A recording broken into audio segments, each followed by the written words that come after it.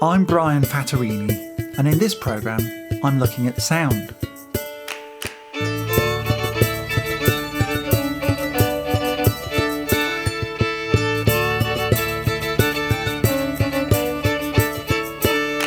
We sing and we dance whenever there's a chance. Around and around we go.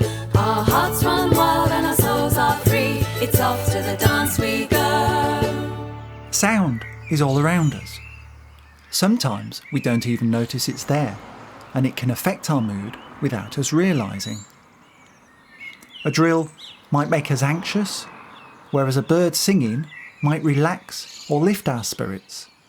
And sudden total silence can be very unsettling indeed. A conversation can often convey as much information in the way we speak as what it is we're talking about. In other words, it's not just what we say, but the way in which we say it. What exactly is sound?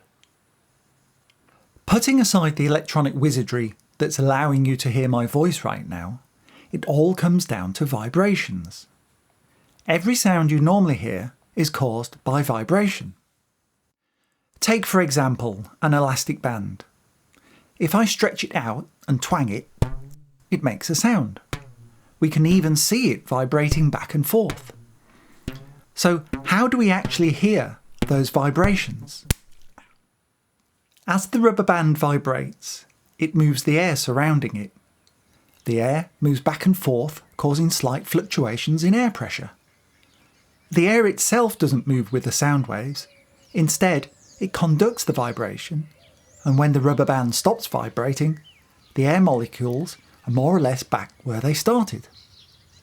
This is similar to what happens when a stone is dropped into a pond. The waves travel away from the stone, and any feathers or leaves on the surface bob up and down, but stay in the same place. The bigger the disturbance, the greater the amplitude of the waves, and in terms of sound, the louder it appears. It's all very well making a sound, but we need to hear it, and this is where our ears come in. Ears are very good at turning these small variations in air pressure, sound waves, into nerve impulses that our brain can interpret. The important part of our ears are not those fleshy bits on the sides of our head where we hang glasses and earrings. Those are there for a different reason. But the part you can't see, which is inside your head. We can measure the pressure a sound makes using a sound pressure level meter, and the results are displayed in decibels. Normal conversation might be about 50 decibels, a lawnmower 95 decibels, and a sound of 150 decibels would induce physical pain as well as likely severely affecting our hearing. What about the pitch of a sound, or to give it its technical term, the frequency? Only when something is vibrating at about 20 times a second, 20 hertz, can humans begin to hear it. And we hear these vibrations as low-frequency sounds. For example, the deep rumble of thunder or the sound of a bass guitar. These sounds are also able to travel large distances compared to higher frequency sounds, which is often why we can hear the bass from a concert many miles away. The highest frequency we can hear is about 20,000 vibrations a second, 20 kilohertz. And these higher frequency sounds include things like squeals from mice or the shrill of a swift. As we get older, we lose our ability to hear high frequency sounds. This is known as presbycusis, and this in turn can affect our ability to understand speech. If I say the word fitting and the word sitting, then say them again with the higher frequencies removed, it becomes difficult to tell which word is which. Fitting, sitting. Our ears don't hear all sound frequencies equally, and we can hear high frequencies less well than the lower frequencies. Our ears seem to be most sensitive to sounds around 2 to 4 kilohertz, which is also where important speech frequencies are. and it's probably no coincidence that a baby's cry is centred around these frequencies. Even if we remove all frequencies below 2 kHz and above 4 kHz, it's still just possible to understand speech. Can you hear what I'm saying? 30 days have September, April, June and November. 30 days have September, April, June and November. The most useful frequency to an audio engineer is 1 kHz, 1000 vibrations a second. This lies towards the middle of our hearing range and is often used as a reference tone for lining up equipment and setting levels. You might also know it as the beep sound when centering out profanities, or to give the illusion of a profanity, such as in the cat on the mat. Probably the most recognisable use of the 1 kHz frequency is this.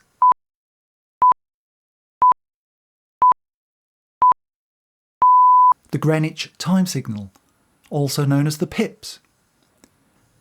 Sounds below the lowest frequency we can hear are known as infrasonic sounds, and although we can't hear these sounds, we sometimes feel them. Whereas sounds higher than what we can hear are known as ultrasonic sounds. Animals hear different frequencies to humans. Dogs can hear up to about 44 kHz, twice as high as us, whereas cats can hear all the way up to about 77 kHz, which is almost 4 times higher than humans. Some species of bat can go further still, all the way up to about 110 kHz. Although dogs, cats and bats all hear ultrasonic sound, bats also emit ultrasonic sounds and use the echoes to navigate and hunt flying insects. When flying, bats regularly send out loud, short pulses of ultrasonic sound, and if they detect prey, the pulses become shorter, closer together, and gradually quieter as they home in on their target. Using a bat detector, we can shift the frequencies the bat makes into what we can hear. This is the sound of a common pipistrelle bat in real time sending out pulses.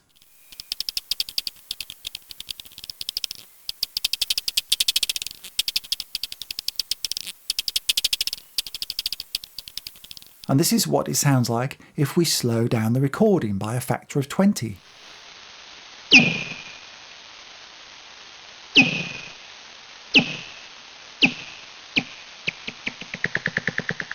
Another aspect of sound is the speed at which it travels.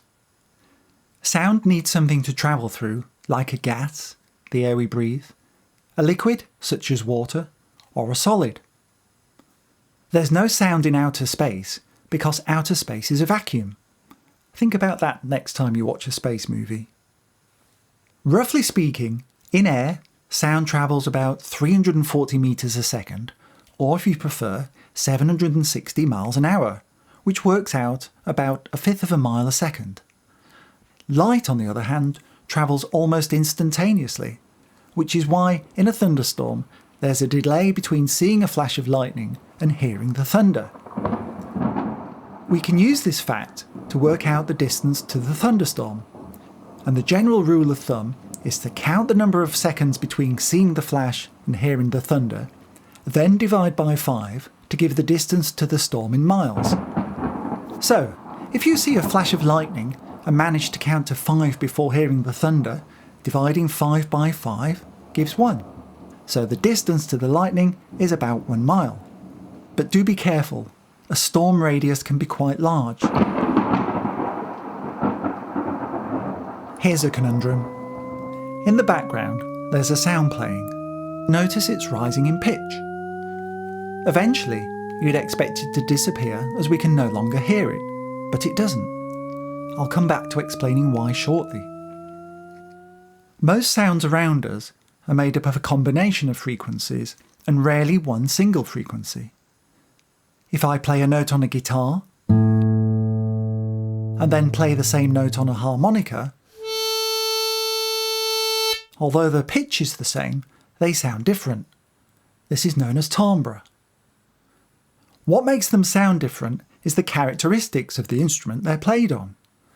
Although it's true one is a stringed instrument and the other a wind instrument, even if I played the same note on different guitars, the note would sound slightly different. A note played on a musical instrument has two components, and combined they give the instrument its familiar characteristics. Firstly, there's the initial transient part, and following that, there's steady state. If I have a string and hit it with a wooden stick, it will sound different than if I pluck it. If we analyse the sound of a note produced by a musical instrument, such as a piano, we would notice that it's made up of the pitch of the note, its fundamental frequency, and also by a rich mix of harmonics. These harmonics are additional frequencies, usually multiples of the main note, and will vary in amplitude and decay at different rates. Take a listen to this E-flat note. Can you identify the instrument? Hopefully, you thought it sounded like one of those 1970s electronic pianos, in which case you're not far wrong. In this example, I made the sound up inside a computer using 9 separate frequencies, and here they are.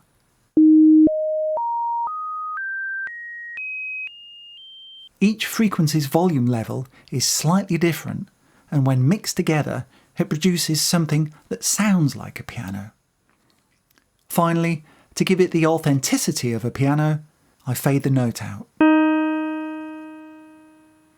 So, back to our audio paradox. Here is a sound that is obviously climbing in tone, but never runs out. This is called a Shepard tone, and is named after Roger Shepard, a cognitive scientist who developed the illusion in 1964. You've probably already spotted that it's not just one frequency. If it was, then as it climbed it would eventually go out of our hearing range. Instead, similar to the fake piano note, it's made up of 6 frequencies, each an octave apart, that are rising in pitch. As each frequency climbs, I gently fade it out and replace it with another frequency starting at its lowest pitch, which is faded in, and then we keep doing this, looping indefinitely. I hope you've enjoyed this brief introduction to sound, and we've only just begun to scratch the surface. Thank you for listening.